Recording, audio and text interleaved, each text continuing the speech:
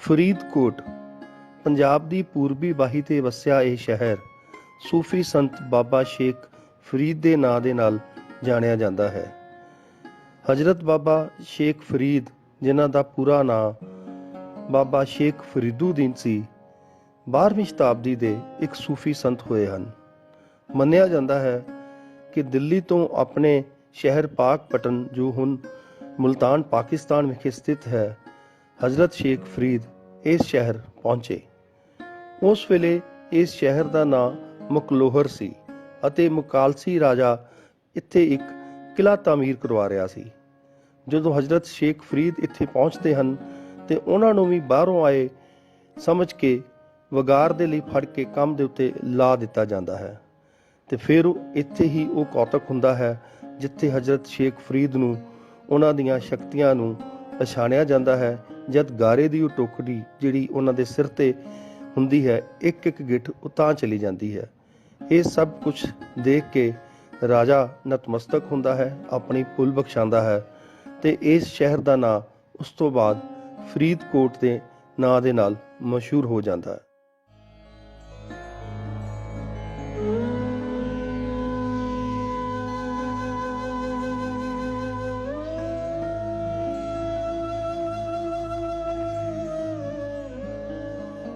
ਵੇਖ ਫਰੀਦਾ ਮਿੱਟੀ ਖੁੱਲੀ, ਮਿੱਟੀ ਉੱਤੇ ਮਿੱਟੀ ਡੁੱਲੀ, ਮਿੱਟੀ ਹੱਸੇ ਮਿੱਟੀ ਰੋਵੇ, ਅੰਤ ਮਿੱਟੀ ਦਾ ਮਿੱਟੀ ਹੋਵੇ।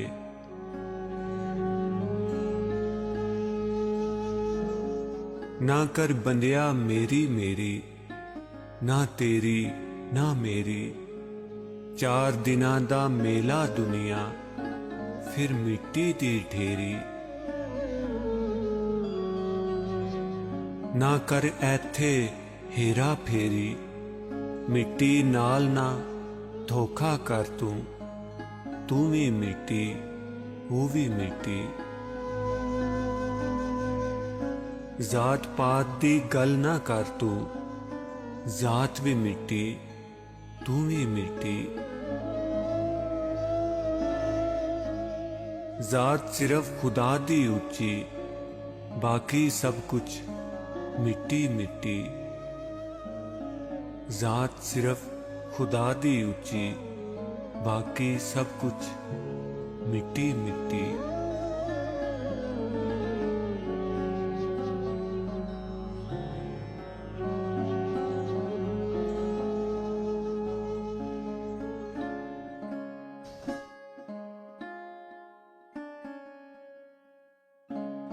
ਸਤਿ ਸ਼੍ਰੀ ਅਕਾਲ ਦੋਸਤੋ, ਪੰਜਾਬੀ ਲਹਿਰ ਸਾਂਝਾ ਦੇਖ ਰਹੇ ਸਾਰੇ ਦੇਸ਼ ਵਿਦੇਸ਼ ਦੇ ਦਰਸ਼ਕਾਂ ਨੂੰ ਮੇਰਾ ਤੇਜਵੰਤ ਸਿੰਘ ਚੱਬਾ ਵੱਲੋਂ ਪਿਆਰ ਭਰਿਆ ਸਤਿ ਸ਼੍ਰੀ ਅਕਾਲ, ਆਦਾਬ ਕਬੂਲ ਕਰਿਓ। ਜਿਵੇਂ ਕਿ ਤੁਸੀਂ ਸਾਰੇ ਜਾਣਦੇ ਹੋ ਕਿ ਮੈਂ ਤੁਹਾਡੇ ਲਈ ਲੈ ਕੇ ਆਉਣਾ ਪ੍ਰੋਗਰਾਮ ਇਬਾਦਤ ਗਾਹ, ਤੇ ਇਬਾਦਤ ਗਾਹ ਦੇ ਇਸ ਵਿਸ਼ੇਸ਼ ਐਪੀਸੋਡ ਦੇ ਵਿੱਚ ਅਸੀਂ ਅੱਜ ਆਏ ਹਾਂ ਉਸ ਮੁਕੱਦਸ ਜਗ੍ਹਾ ਤੇ ਜਿਸ ਦੀ ਤਾਂਘ ਸਾਡੇ ਸਰੋਤਿਆਂ ਨੂੰ, ਸਾਡੇ ਦਰਸ਼ਕਾਂ ਨੂੰ ਬੜੀ ਦੇਰ ਤੋਂ ਸੀ। ਸਾਨੂੰ ਬਹੁਤ ਸਾਰੀਆਂ ਇਹਦੇ ਲਈ ਫਰਮਾਇਸ਼ਾਂ ਆ ਰਹੀਆਂ ਸੀ।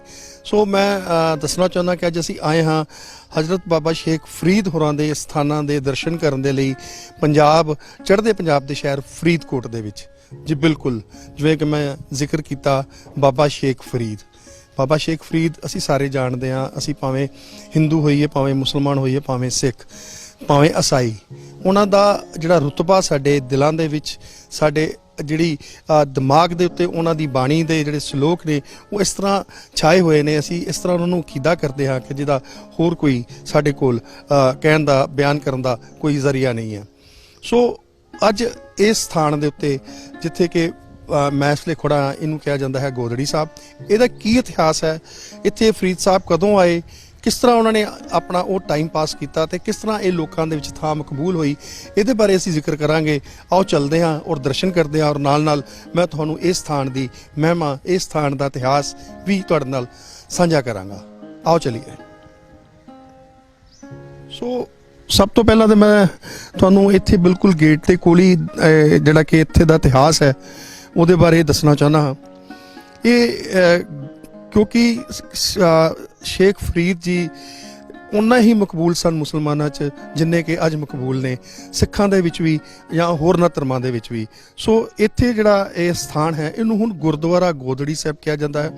ਇੱਥੇ ਗੁਰਦੁਆਰਾ ਸਾਹਿਬ ਵੀ ਮੌਜੂਦ ਹੈ ਤੇ ਫਰੀਦ ਸਾਹਿਬ ਦੀ ਯਾਦ ਵਿੱਚ ਦੀਵੇ ਵੀ ਜਗਦੇ ਨੇ ਔਰ ਚਿਰਾਗ ਵੀ ਜਗਦੇ ਨੇ। ਸੋ ਇਹਦਾ ਇਤਿਹਾਸ ਇਹ ਹੈ ਕਿ ਇਹ ਉਹ ਸਥਾਨ ਹੈ ਜਿਹਨੂੰ ਕਿ ਇੱਕ ਛੱਪੜੀ ਸੀ ਇੱਥੇ, ਛੱਪੜੀ ਦੇ ਵਿੱਚ ਔਰ ਛੱਪੜੀ ਦੇ ਬਿਲਕੁਲ ਨਾਲ ਅਸੀਂ ਇੱਧਰ ਦੇਖ ਸਕਦੇ ਹਾਂ ਕਿ ਕੁਝ ਕਮਰੇ ਸੀ ਜਿੱਥੇ ਫਰੀਦ ਸਾਹਿਬ ਨੇ ਆ ਕੇ ਥੋੜੀ ਦੇਰ ਦੇ ਲਈ ਇੱਥੇ ਆਪਣੇ ਰੁਕੇ ਸੀ।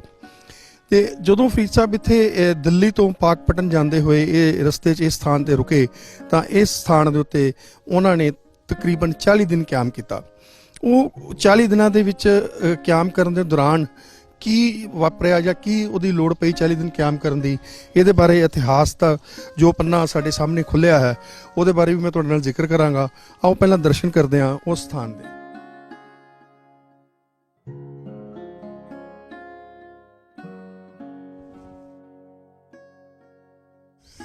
ਜਿਵੇਂ ਕਿ ਇਤਿਹਾਸ ਕਿਹਾ ਵਾ ਹੈ ਕਿ ਹਜ਼ਰਤ ਸ਼ੇਖ ਫਰੀਦ ਜੀ ਦਿੱਲੀ ਤੋਂ ਆਪਣੇ ਸਥਾਨ ਜਿੱਥੇ ਉਹਨਾਂ ਦਾ ਜਨਮ ਹੋਇਆ ਪਾਕਪਟਨ ਮੁਲਤਾਨ ਪਾਕਿਸਤਾਨ ਵੱਲ ਨੂੰ ਜਦੋਂ ਜਾ ਰਹੇ ਸੀ ਤਾਂ ਰਸਤੇ ਦੇ ਵਿੱਚ ਉਹਨਾਂ ਨੇ ਇਸ ਸਥਾਨ ਦੇ ਉੱਤੇ ਕਿਆਮ ਕੀਤਾ।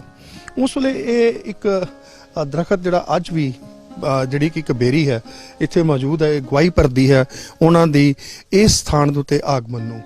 ਔਰ ਉਹਨਾਂ ਕੋਲ ਉਹਨਾਂ ਦੇ ਗੁਰੂਆਂ ਦੀ, ਉਹਨਾਂ ਦੇ ਪੀਰਾਂ ਦੀ, ਉਹਨਾਂ ਦੇ ਵਲੀ ਦੀ ਦਿੱਤੀ ਹੋਈ ਇੱਕ ਗੋਦੜੀ ਸੀ। ਗੋਦੜੀ ਜਦੋਂ ਉਹਨਾਂ ਨੇ ਲਿਆ ਕੇ ਤੇ ਇੱਥੇ ਇਸ ਪੇੜ ਦੀ ਵਿੱਚ ਰੱਖ ਦਿੱਤੀ ਤੇ ਆਪ ਉਹ ਸ਼ਹਿਰ ਵੱਲ ਨੂੰ ਚਲੇ ਗਏ।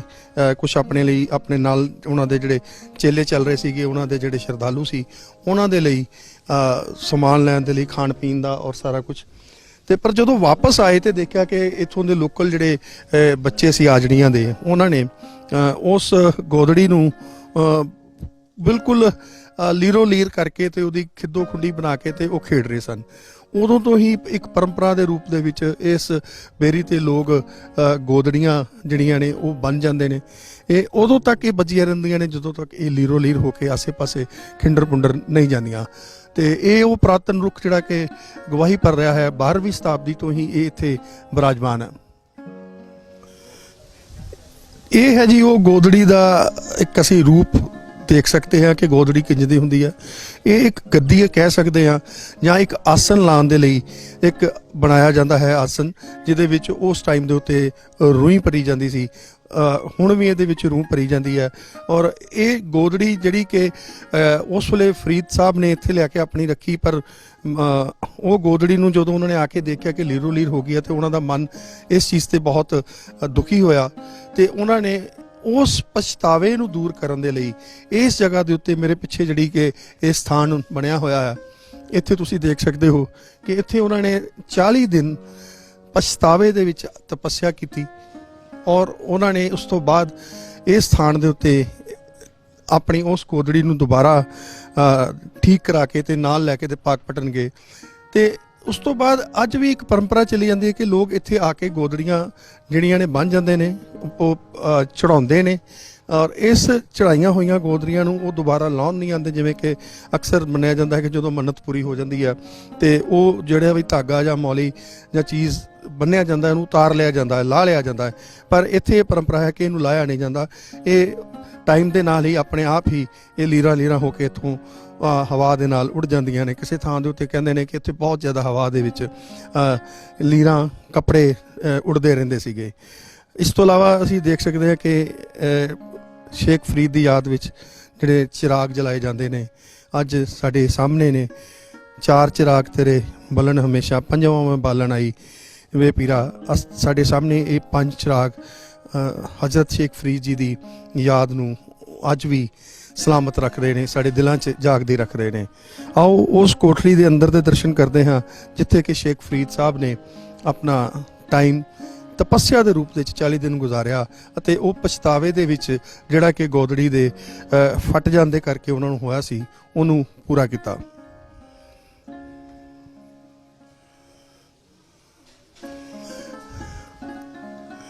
ਅੱਜ ਇਸ ਸਥਾਨ ਤੇ ਬਹੁਤ ਹੀ ਖੂਬਸੂਰਤ ਤਰੀਕੇ ਦੇ ਨਾਲ ਇਸ ਸਥਾਨ ਨੂੰ ਸ਼ਿੰਗਾਰਿਆ ਗਿਆ ਹੈ ਔਰ ਬਹੁਤ ਹੀ ਕਲਾਤਮਕ ਰੂਪ ਦੇ ਵਿੱਚ ਇਹਦੇ ਉੱਤੇ ਕੱਚ ਦੇ ਨਾਲ ਮੀਨਾਕਾਰੀ ਕੀਤੀ ਗਈ ਹੈ ਔਰ ਵੇਖ ਸਕਦੇ ਹਾਂ ਕਿ ਬਾਬਾ ਸ਼ੇਖ ਫਰੀਦ ਜੀ ਦੀ ਇੱਕ ਜਿਹੜੀ ਰੂਹਾਨੀ ਇਸ ਸਥਾਨ ਨੂੰ ਸਮਰਪਿਤ ਬੇਰੀ, ਤੇ ਉਹ ਬੇਰੀ ਦੇ ਵਿੱਚ ਆਪਣੀ ਗੋਦੜੀ ਛੱਡ ਕੇ ਜਾਂਦੇ ਹੋਏ ਤੇ ਕੋਲ ਅਸੀਂ ਇਹ ਵੀ ਦੇਖ ਸਕਦੇ ਹਾਂ ਕਿ ਕੁਝ ਬੱਚੇ ਉਸ ਗੋਦੜੀ ਨੂੰ ਖਿੱਦੋ ਬਣਾ ਕੇ ਤੇ ਖੁੰਡੀ ਦੇ ਨਾਲ ਖੇਡਦੇ ਹੋਏ ਅਸੀਂ ਅੱਜ ਵੀ ਇਸ ਚਿੱਤਰ ਦੇ ਵਿੱਚ ਉਸ ਨੂੰ ਦਰਸਾਇਆ ਗਿਆ ਹੈ।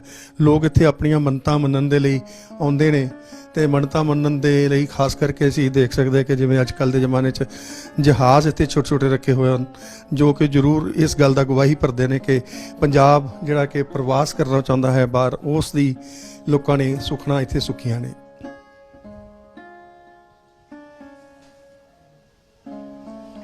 ਇਸ ਤੋਂ ਬਾਅਦ ਮੈਂ ਤੁਹਾਨੂੰ ਦਿਖਾਉਣਾ ਚਾਹੁੰਦਾ ਕਿ ਇੱਥੇ ਸੁਸ਼ੋਭਿਤ ਹੈ ਸ਼ੇਖ ਫਰੀਦ ਜੀ ਦਾ ਇੱਕ ਉਹ ਰੂਪ ਜਿਹਦੇ ਵਿੱਚ ਉਹ ਕਹਿੰਦੇ ਨੇ ਕਾਂਗਾ ਕਰਗ ਟੰਡੋਲਿਆ ਸਗਲਾ ਖਾਇਆ ਮਾਸ, ਦੋ ਨੈਣੋਂ ਕੋ ਮਤ ਛੋਇਓ ਫਿਰ ਦੇਖਣ ਕੀ ਆਸ, ਕਿ ਸਾਰਾ ਕੁਛ ਮੈਂ ਭਾਵੇਂ ਬਿਰਧ ਹੋ ਜਾਵਾਂ, ਜੋ ਮਰਜ਼ੀ ਹੋ ਜਾਵਾਂ, ਹੈ ਕਾਂ ਮੇਰਾ ਸਾਰਾ ਮਾਸ ਖਾ ਜਾਈ, ਪਰ ਮੇਰੀਆਂ ਅੱਖਾਂ ਨੂੰ, ਮੇਰੀਆਂ ਨੈਣਾਂ ਨੂੰ ਬਿਲਕੁਲ ਨਾ ਛੂਈ, ਇਹਨਾਂ ਨੂੰ ਬਿਲਕੁਲ ਨਾ ਖਾਈ, ਕਿਉਂਕਿ ਇਹਨਾਂ 'ਚ ਆਸ ਹੈ ਰੱਬ ਨੂੰ ਵੇਖਣ ਦੀ, ਆਪਣੇ ਪੀਰ ਨੂੰ ਵੇਖਣ ਦੇ, ਆਪਣੇ ਗੁਰੂ ਨੂੰ ਵੇਖਣ ਦੀ, ਔਰ ਆਸ ਬਰਕਰਾਰ ਰਹਿਣੀ ਚਾਹੀਦੀ ਹੈ। ਇਹਦੇ ਨਾਲ ਹੀ ਮੈਂ ਤੁਹਾਨੂੰ ਦਿਖਾਉਣਾ ਚਾਹੁੰਦਾ ਕਿ ਗੋਦੜੀ ਜਿਹਨੂੰ ਅਸੀਂ ਕਹਿੰਦੇ ਹਾਂ ਕਿ ਇੱਥੇ ਗੋਦੜੀ, ਇੱਕ ਗੋਦੜੀ ਉਸ ਵੇਲੇ ਬੱਚਿਆਂ ਨੇ ਖੇਡ ਕੇ ਪਾੜ ਦਿੱਤੀ, ਪਰ ਉਸ ਤੋਂ ਬਾਅਦ ਉਹਨਾਂ ਦੀ ਯਾਦ ਵਿੱਚ ਇੱਥੇ ਹਾਲੇ ਵੀ ਗੋਦੜੀਆਂ ਚੜਾਈਆਂ ਜਾਂਦੀਆਂ ਨੇ ਔਰ ਗੋਦੜੀ ਇੱਥੇ ਸੁਸ਼ੋਭਿਤ ਹੈ। ਸ਼ੇਖ ਫਰੀਦ ਨੂੰ ਹਜ਼ੂਰ ਸ਼ੇਖ ਫਰੀਦ ਸ਼ੱਕਰਗੜ੍ਹ ਵੀ ਆਖਿਆ ਜਾਂਦਾ ਸੀ, ਜਿਸ ਦਾ ਵੀ ਆਪਣੇ ਕੁਝ ਕਾਰਨ ਨੇ, ਔਰ ਅੱਜ ਵੀ ਇੱਥੋਂ ਜਿਹੜੇ ਪ੍ਰਸ਼ਾਦ ਦੇ ਰੂਪ ਦੇ ਵਿੱਚ ਸ਼ੱਕਰ ਤੇ ਮਿਸ਼ਰੀ ਦਿੱਤੀ ਜਾਂਦੀ ਹੈ, ਉਸ ਦਾ ਜੋ ਕਾਰਨ ਸਾਹਮਣੇ ਆਉਂਦਾ ਹੈ ਸਭ ਤੋਂ ਵੱਡਾ ਕਿ ਸ਼ੇਖ ਫਰੀਦ ਜੀ ਦੀ ਬਾਣੀ ਇੰਨੀ ਮਿੱਠੀ ਸੀ, ਔਰ ਉਸ ਮਿੱਠੀ ਬਾਣੀ ਦੇ ਵਿੱਚ ਇੰਨਾ ਉਹਨਾਂ ਦੇ ਵਿੱਚ ਨਿਮਰਤਾ ਸੀ ਕਿ ਕੋਈ ਵੀ ਬੰਦਾ ਜਿਹੜਾ ਉਹਨਾਂ ਦੇ ਨਾਲ ਜਦੋਂ ਗੱਲ ਕਰਦਾ ਸੀ ਤੇ ਉਹਨਾਂ ਦਾ ਕਾਇਲ ਹੋ ਜਾਂਦਾ ਸੀ, ਇੱਕ ਮਿੱਠੀ ਬਾਣੀ, ਸ਼ੱਕਰ ਵਰਗੀ ਬਾਣੀ ਨੂੰ ਸੁਣ ਕੇ, ਤੇ ਜਿਸ ਕਰਕੇ ਸ਼ੇਖ ਫਰੀਦ ਜੀ ਦਾ ਨਾਮ ਵੀ ਸ਼ੇਖ ਫਰੀਦ ਸ਼ੱਕਰਗੜ੍ਹ ਦੇ ਤੌਰ ਤੇ ਇੱਕ ਪ੍ਰਸਿੱਧ ਹੋਇਆ, ਮਸ਼ਹੂਰ ਹੋਇਆ। ਇਹ ਦੇ ਬਾਰੇ ਇਤਿਹਾਸ 'ਚ ਕਿਹਾ ਜਾਂਦਾ ਹੈ।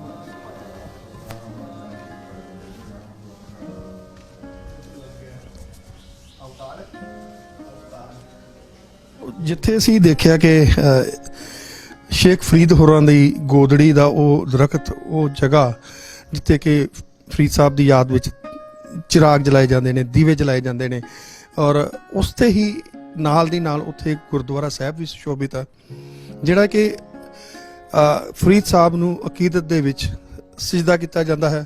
ਔਰ ਉਹਦਾ ਇਸ ਗੁਰਦੁਆਰੇ ਦਾ ਇਤਿਹਾਸ ਵੀ ਮੈਂ ਤੁਹਾਨੂੰ ਥੋੜ੍ਹਾ ਜਿਹਾ ਜ਼ਰੂਰ ਦੱਸਣਾ ਚਾਹਾਂਗਾ ਕਿ ਬਾਬਾ ਫਰੀਦ ਜੀ 1215 ਈਸਵੀ ਵਿੱਚ ਇਸ ਸਥਾਨ ਦੇ ਉੱਤੇ, ਗੋਦੜੀ ਸਾਹਿਬ ਦੇ ਸਥਾਨ ਦੇ ਉੱਤੇ, ਇੱਕ ਮਾਲ ਦੇ ਦਰਖਤ ਉੱਤੇ ਉਹਨਾਂ ਨੇ ਆਪਣੀ ਗੋਦੜੀ ਨੂੰ ਸੁੱਟ ਕੇ ਤੇ ਆਪ ਫਰੀਦਕੋਟ ਦੇ ਏਰੀਏ ਦੇ ਵਿੱਚ ਚਲੇ ਗਏ, ਤੇ ਜਿੱਥੇ ਕਿ ਉਹ ਪਕੜੇ ਗਏ, ਤੇ ਜਿੱਥੇ ਕਿ ਬਾਅਦ 'ਚ ਉੱਥੋਂ ਦੇ ਰਾਜੇ ਨੂੰ ਬਾਅਦ 'ਚ ਮਹਿਸੂਸ ਹੋਇਆ ਕਿ ਉਹਨਾਂ ਨੇ ਇੱਕ ਬਹੁਤ ਉੱਚ ਦੇ ਫਕੀਰ ਨੂੰ ਜਿਹੜਾ ਹੈ ਫੜ ਲਿਆ ਹੈ।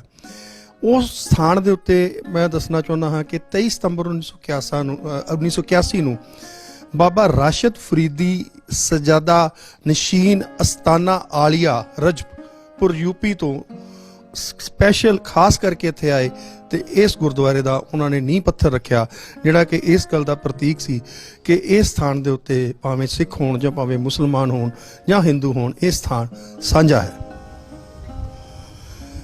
ਇਹ ਹੈ ਉਹ ਪਵਿੱਤਰ ਸਰੋਵਰ ਜਿਹੜਾ ਕਿ ਕਿਸੇ ਵੇਲੇ ਇੱਕ ਛੱਪੜੀ ਦੇ ਰੂਪ ਦੇ ਵਿੱਚ ਮੌਜੂਦ ਸੀ।